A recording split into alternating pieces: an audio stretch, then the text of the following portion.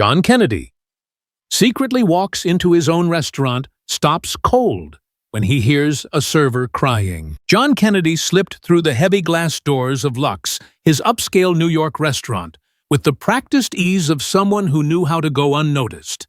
No tailored suit, no flashy watch, no entourage trailing behind, just a worn navy hoodie, faded jeans, and a baseball cap tugged low over his brow.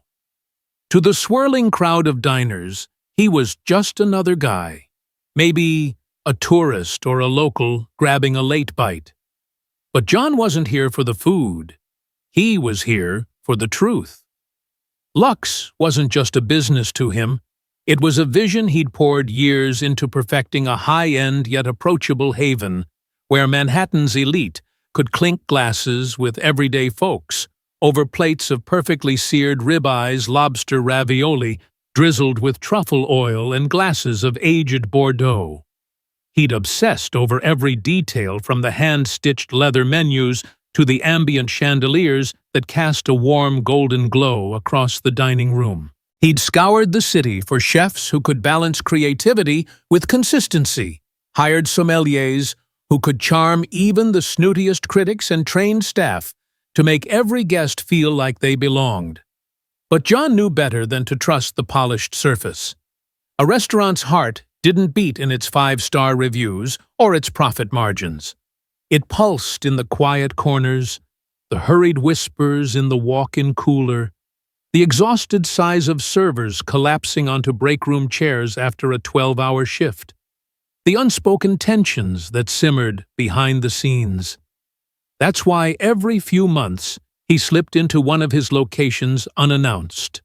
No fanfare, no warning, just a man walking into his own world to see what it was really made of. Tonight, Lux was alive, thrumming with the chaotic energy of a Friday dinner rush. The air was thick with the sizzle of steaks on the grill, the sharp tang of roasted garlic, and the faint floral notes of expensive wine. Servers wove through the tightly packed tables, balancing trays laden with glistening oysters, buttery escargot, and cocktails garnished with twists of citrus. Couples leaned close under the soft lighting, their laughter mingling with the clink of silverware and the low hum of conversation. At first glance, everything seemed perfect, a well-oiled machine churning out flawless experiences.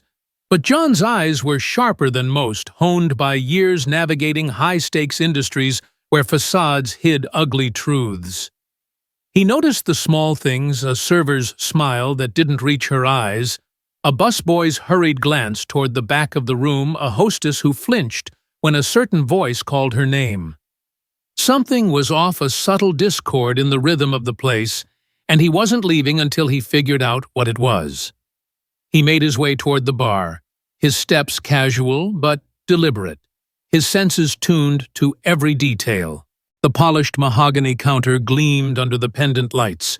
Bottles of top-shelf liquor lined up like soldiers on the shelves behind. He slid onto a leather stool, positioning himself to face the dining floor, where he could watch without drawing attention. That's when he heard it, a sound so faint it nearly drowned in the restaurant's din, but unmistakable to someone listening for it. A soft, muffled sob coming from a narrow hallway near the kitchen. At first it was barely audible, a hiccup of distress swallowed by the clatter of plates and the chatter of guests. But as John tilted his head, focusing past the noise, the sound sharpened. Someone was crying, not loudly, not dramatically, but with the kind of restrained desperation that came from trying to hold it together in a place where breaking wasn't allowed. His footsteps slowed, his gaze shifting toward the break room door, slightly ajar, its hinges creaking faintly as someone moved inside. Through the slim gap, he caught a glimpse of a young woman. Her head bowed, her shoulders hunched as if trying to make herself smaller. Her fingers gripped the edge of a metal prep table, knuckles white, like it was the only thing anchoring her to the ground. Her name tag pinned crookedly to her black uniform read Sarah. Beside her stood a young man also in a Lux uniform, his posture tense, his voice low and urgent. "You don't have to put up with this," he said, his words clipped barely above a whisper. "He can't keep doing this to you, Sarah. It's not right." John's stomach twisted, a cold knot forming in his gut. He didn't know, Sarah didn't know her story, but the fear in her posture, the way her body seemed to curl inward, hit him like a punch. He'd seen that look before on overworked crew members in his early days in junior executives, cornered by power-hungry bosses, in people trapped in systems that chewed up the vulnerable and spit them out. His first instinct was to push through the door, to ask if she was okay, to demand answers. But he stopped himself, his hand hovering an inch from the handle. Right now, he wasn't John Kennedy, the owner of Lux, the man whose name was etched into the restaurant group's letterhead. He was just a customer, a stranger in a hoodie, and barging in would only scare her more, maybe even make things worse. Instead, he turned back toward the bar, his face calm, but his mind racing. That wasn't just stress. That wasn't just a bad night or a rude customer. That was fear, raw and real, and it was coming from inside his restaurant. He reclaimed his seat at the bar, his fingers tapping lightly against the counter, as he scanned the room searching for the source of Sarah's distress. His eyes landed on the manager, a man in his late 30s with slicked back hair and a tailored charcoal suit that screamed self-importance. His name tag read Michael Reed. Reed stood at the edge of the dining floor, arms crossed, his posture rigid like a hawk watching a field for movement. His gaze swept over the staff, lingering too long on certain faces, particularly Sarah's, who had emerged from the break room and was now clearing a table with mechanical precision, her movements stiff, her eyes fixed on the plates in front of her. Reed's expression wasn't just attentive, it was controlling, possessive, the kind of look that made people shrink under its weight. John's instincts sharpened by years of reading rooms, and people zeroed in on him. Reed was the problem, or at least a big part of it. He could feel it in his bones. The bartender, a woman with a quick smile and a name tag reading, Olivia, approached, wiping her hands on a towel. "What can I get you?"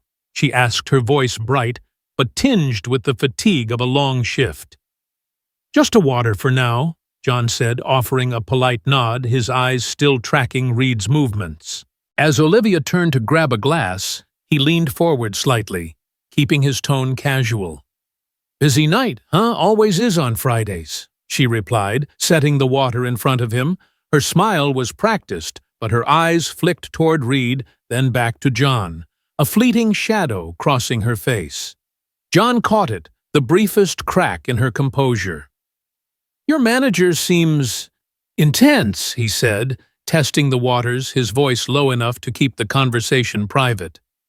Olivia's hands paused on the glass she was polishing, her fingers tightening slightly.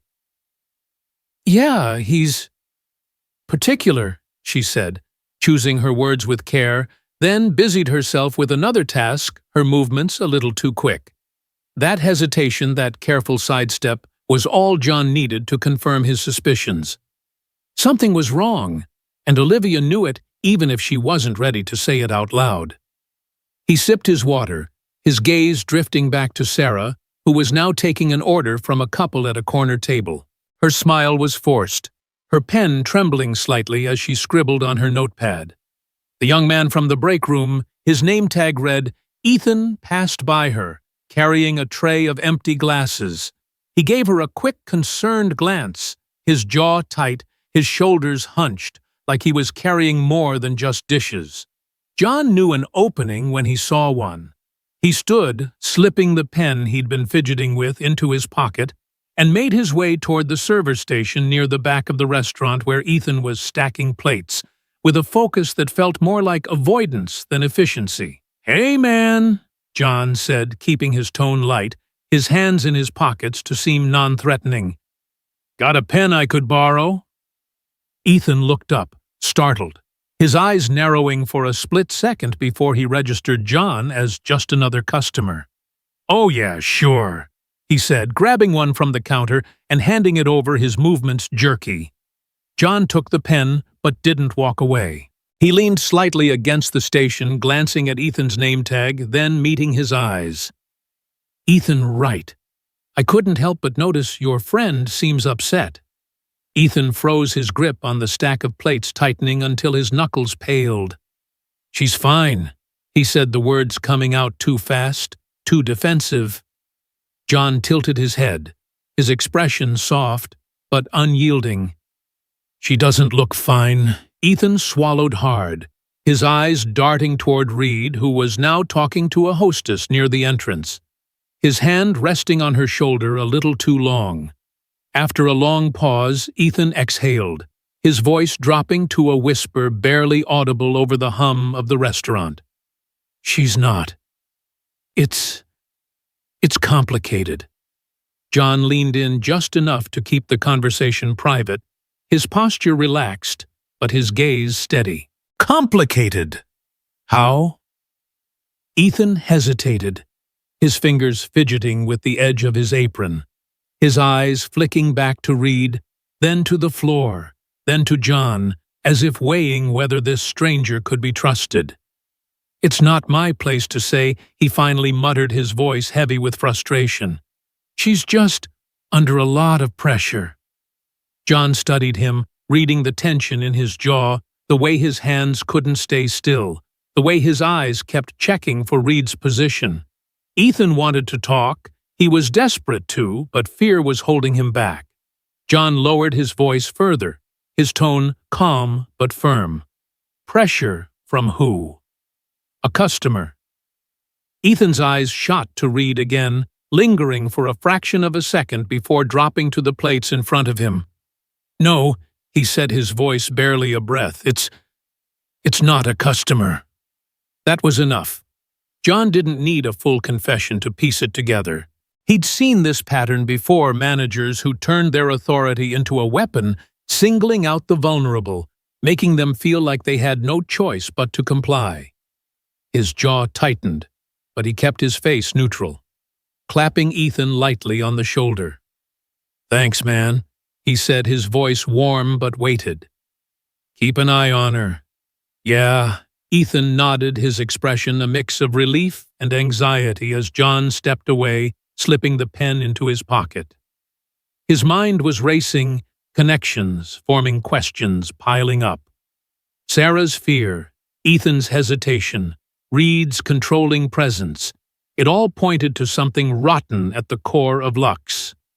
He returned to the bar, taking a slow sip of his water, his eyes never leaving the dining floor. Reed was still there, his arms crossed, his gaze sweeping the room like he owned every inch of it.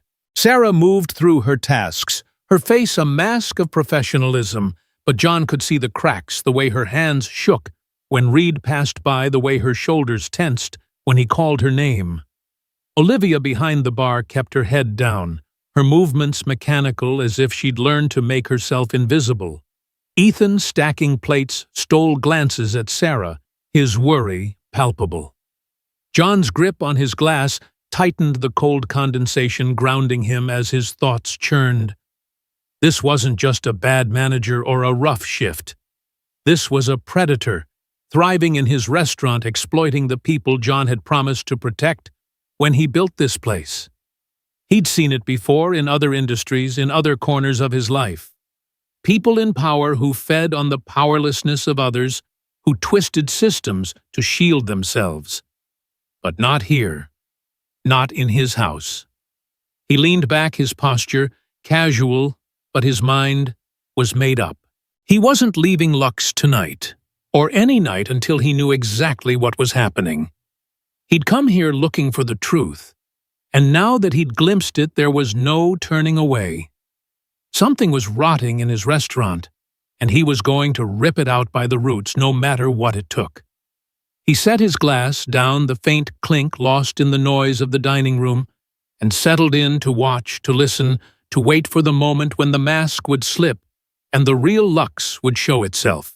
John Kennedy returned to Lux 3 nights later. his resolve a quiet fire burning beneath his calm exterior.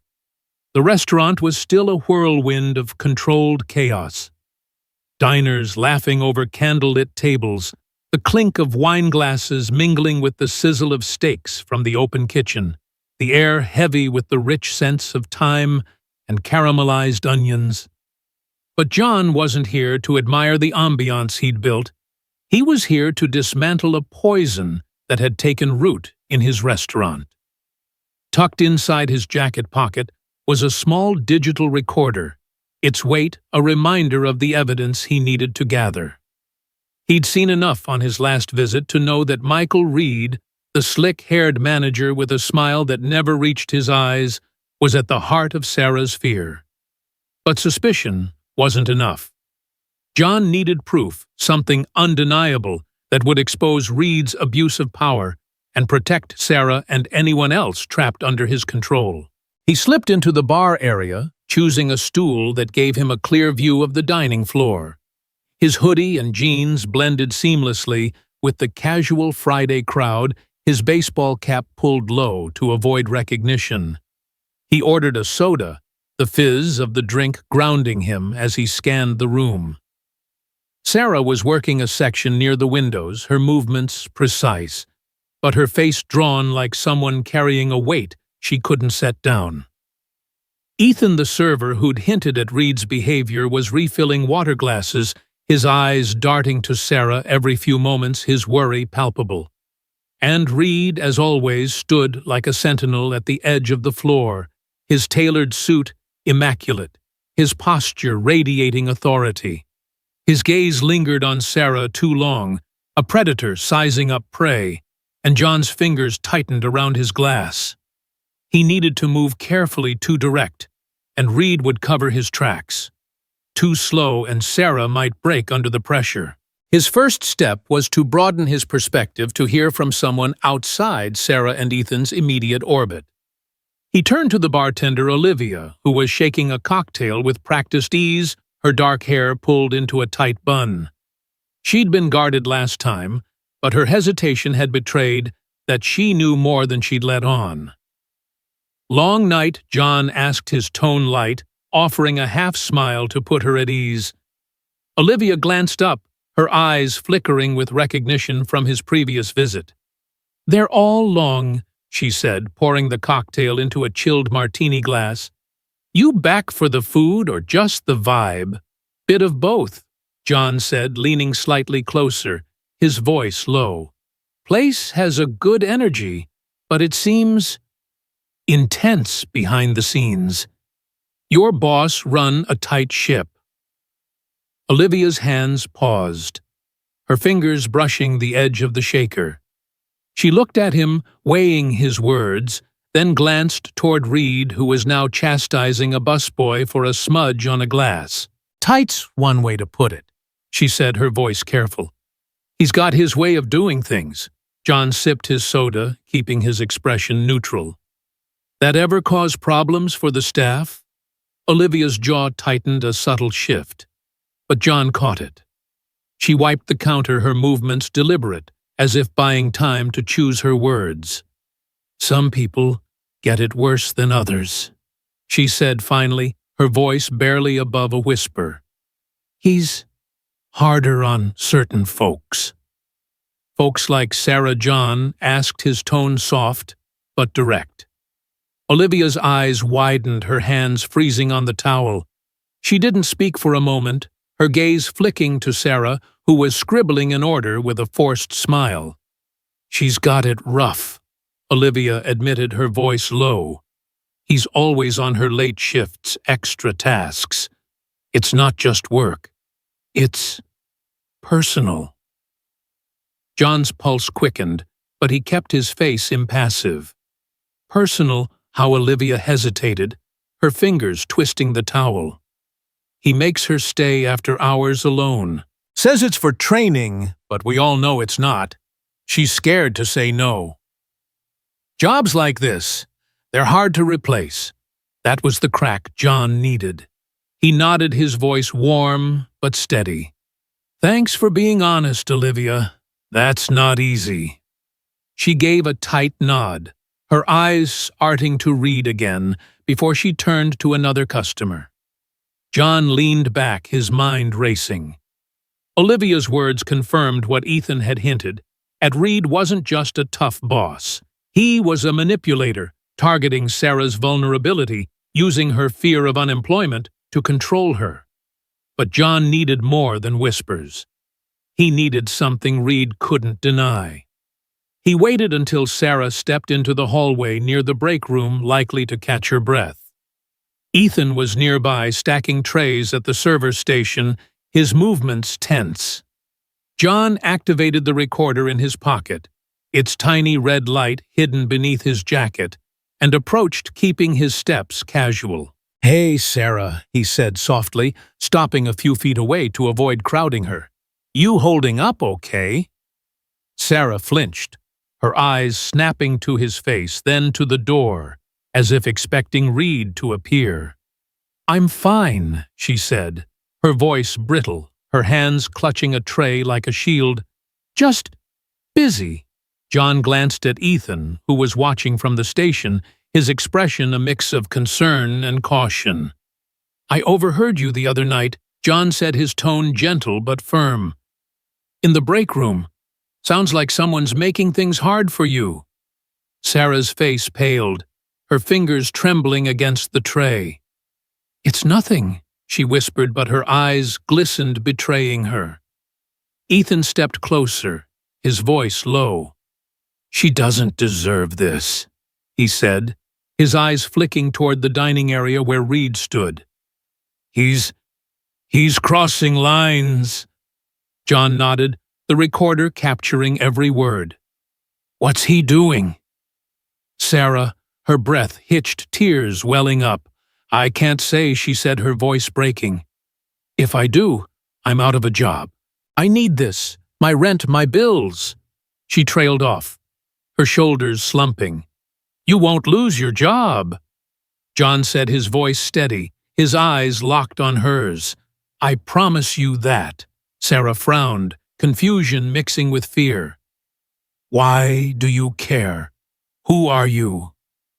Before John could answer, Reed's voice sliced through the air like a blade. "Is there a problem here?"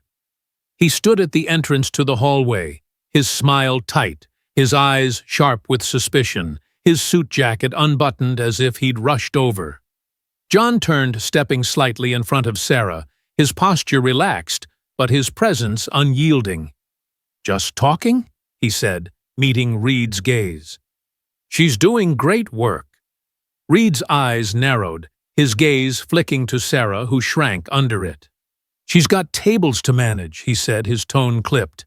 "And you, sir, should stay in the dining area."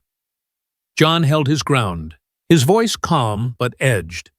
"I think we need to talk, Reed. Right now." Reed's smirk faltered, a flicker of unease crossing his face. "I don't know who you think you are."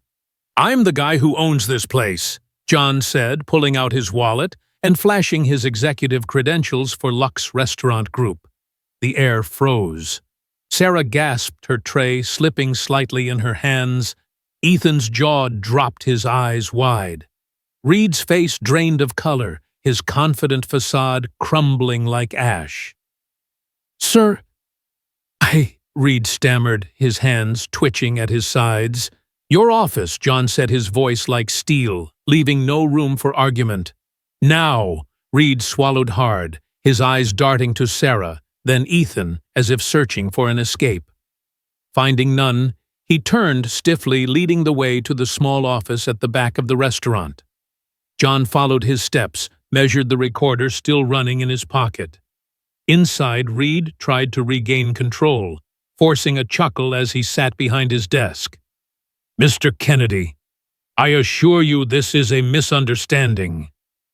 "Sit down," John snapped, standing with his arms crossed, his presence filling the cramped room. He pulled out the recorder and played the clip. Sarah's trembling voice. "If I do, I'm out of a job," followed by Ethan's, "He's crossing lines." Reed's eyes widened, his hands gripping the edge of the desk. "You've been threatening her," John said, his voice low and dangerous, forcing her to stay late, making her feel trapped. "You think that's how you run my restaurant?" Reed opened his mouth, then closed it, his confidence gone. "It's not what it looks like," he managed, his voice weak. John didn't blink. "It's exactly what it looks like." He picked up the phone on the desk, dialing corporate HR. "You're done," he said, his tone final. "Pack your things and get out." Reed sat frozen, his face a mask of shock and defeat, as John stepped toward the door. He paused, turning back.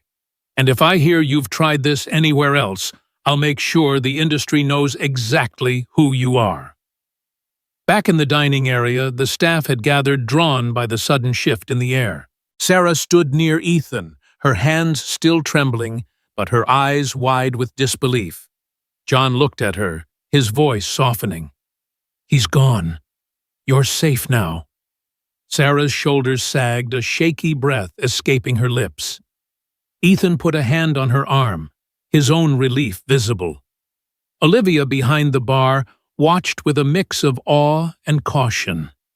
John knew this was only the beginning. Firing Reed was a necessary cut, but the wound it exposed, the culture of fear, the silence it enforced, would take longer to heal. He met Sarah's eyes, his voice steady. "This isn't over. We're going to fix this place. Together." The dining room at Lux was hushed, the last of the night's patrons long gone, leaving behind only the faint scent of rosemary and the soft glow of chandeliers casting long shadows across the polished wood floors. John Kennedy stood at the center of the room facing his staff. Servers, bartenders, cooks, and dishwashers. Their black uniforms slightly wrinkled from hours of work, their faces a mix of exhaustion, hope, and lingering disbelief. The air felt different tonight, lighter, as if the weight of Michael Reed's presence had been lifted, but a new tension hung in its place, the uncertainty of what came next. John had called this meeting not to celebrate Reed's departure, but to rebuild something broken, to forge a path forward that honored the people who kept Lux alive. He'd removed a predator, but he knew a single firing didn't erase the culture of fear that had allowed Reed to thrive. That would take time, trust, and a willingness to listen to the voices that had been silenced for too long. "I've been where you are," John began, his voice steady, carrying the weight of someone who'd clawed his way up from nothing. "Working long hours, feeling like you have to swallow whatever comes your way, because speaking up might cost you everything. I built this place to be different, but I failed you. I didn't see what was happening, and for that, I'm sorry." The room was silent. The staff exchanging glances, some shifting uncomfortably, others staring at him with wide eyes, unaccustomed to hearing an apology from someone at the top. Sarah stood near the front, her hands clasped tightly, her posture still guarded, but her eyes brighter than they'd been days ago. Ethan was beside her, his arms crossed, his expression cautious but attentive. Olivia leaned against the bar, her usual quick smile replaced by a thoughtful frown. John took a breath, his gaze sweeping the room. "That changes now. I want to hear from you what's not working, what needs to be better. No one's getting punished for being honest. This is your restaurant as much as it's mine." The silence stretched heavy with years of unspoken grievances. Then Sarah stepped forward, her voice soft but clear like a bell cutting through fog. "We need to feel safe," she said, her fingers twisting together, "not just from people like him, but from the fear of losing our jobs if we make a mistake or say the wrong thing. I stayed quiet for so long because I thought no one would care." John nodded, meeting her eyes, his expression open. "I care. And I'm here now." "What else?" Ethan cleared his throat, his voice hesitant at first. "The schedules are a mess. Some of us get stuck with back-to-back shifts, no breaks, no say-in when we work. It's like we're robots, not people. Olivia spoke up, her arms still crossed, her tone sharper. And there's no way to report problems without it coming back to haunt us. If we complain, it's like painting a target on our backs. That's why no one said anything about, John's jaw tightened, not in anger, but in recognition of how deeply the system had failed. These weren't just gripes. They were cracks in the foundation of Luck's weaknesses that had let someone like Reed exploit his power. He pulled a notepad from his pocket, jotting down their words, his pen moving quickly. "Keep going," he said, his voice firm but encouraging. "I want it all." Over the next hour, the floodgates opened. A line cook, Javier, spoke about inconsistent pay, how some weeks his hours were cut, without warning, leaving him scrambling to cover bills. A dishwasher, Maria, described the lack of proper breaks, how she'd go 8 hours without sitting down, her hands raw from scalding water. A server named Marcus admitted he'd seen Reed single out Sarah, but stayed quiet, afraid of losing his own job. Each story was a thread in a larger tapestry of neglect. And John listened, not interrupting, letting their words reshape his understanding of the place he'd thought he knew. When the room finally fell quiet, he looked up from his notepad, his voice steady. "This is the start, not the end. We're rebuilding Lux, and it starts with trust. You've trusted me tonight. Now let me show you I'm worth it." The next morning, John brought in Clara, a manager he'd worked with at another location known for her fairness and ability to turn struggling teams into families. She was in her 50s, with a no-nonsense demeanor and a warm laugh that put people at ease. John introduced her to the staff, explaining that she'd be their new leader, but he made it clear this wasn't a top-down fix. "Clara's here to listen, same as me," he said. "She's not replacing Reed with more of the same. She's here to help us build something better." Clara wasted no time. She met with each employee one-on-one, asking about their experiences, their needs, their ideas. John sat in on some of these meetings, not to control, but to learn. Sarah suggested a clear scheduling system where shifts were posted a month in advance, giving staff time to plan their lives. Ethan proposed a training program for new hires, so no one felt thrown into the deep end. Olivia pushed for an anonymous reporting system, a way to flag issues without fear of retaliation. John approved every idea, but he went further, announcing a wage increase for entry-level staff, recognizing the financial pressures that had kept people like Sarah trapped. He also mandated paid breaks and capped shift lengths to prevent burnout. To ensure these changes stuck, John formed a staff committee led by Sarah, Ethan, and Olivia.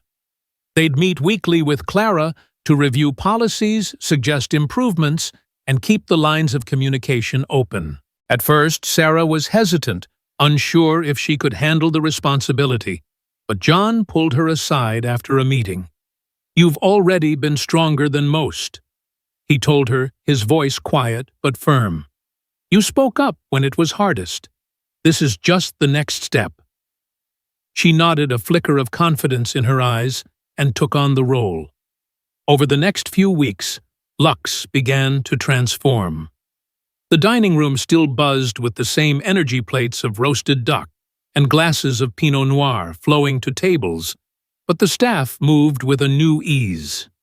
Smiles were less forced, laughter came more freely, and the break room became a place for quick chats, not whispered fears.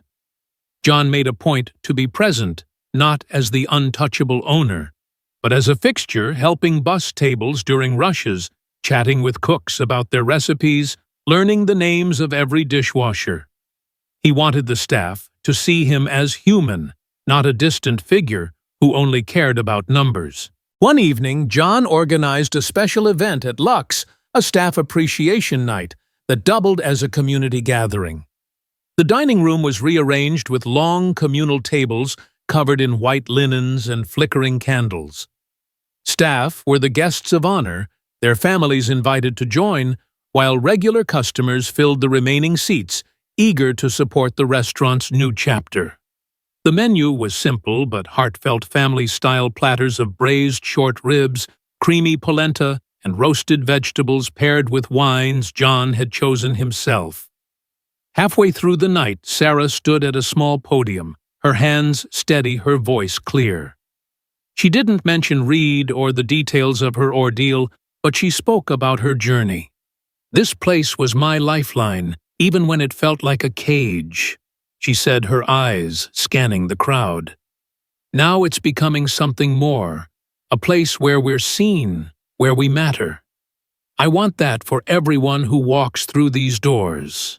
The room erupted in applause, servers and customers alike, and John watched from the back, a quiet pride settling in his chest. Sarah's courage, Ethan's loyalty, Olivia's honesty, they'd shown him what Lux could be, what it should have been all along. But he wasn't done. Later that night in his office, John drafted a letter to every employee across his restaurant group, from Lux to the smallest bistro in his portfolio. He outlined the changes at Lux, admitted his own oversights, and invited feedback. "If something's wrong, tell me," he wrote. "If you see someone struggling, don't stay silent. We're not just a business, we're a community, and we rise or fall together." He signed it not as CEO, but as John, a man who'd learned the cost of looking away. Alone in his car, later the city skyline glittering through the windshield, John let his thoughts wander. Lux was one restaurant, one story, but how many others were out there, hidden behind polished facades? He'd built an empire on ambition, on the belief that excellence could be engineered. But tonight, he saw the truth. Excellence wasn't in the food or the decor, it was in the people. Sarah, who'd found her voice. Ethan, who'd risked his job to protect a friend. Olivia, who'd spoken when silence was easier. They were the heart of Lux, not the profits or the praise. Leadership, he realized, wasn't about control or scale. It was about responsibility, about showing up for the people who showed up for you. He started the engine, the hum grounding him, and made a silent vow no one in his world would feel alone again, not if he could help it. Lux was just the beginning.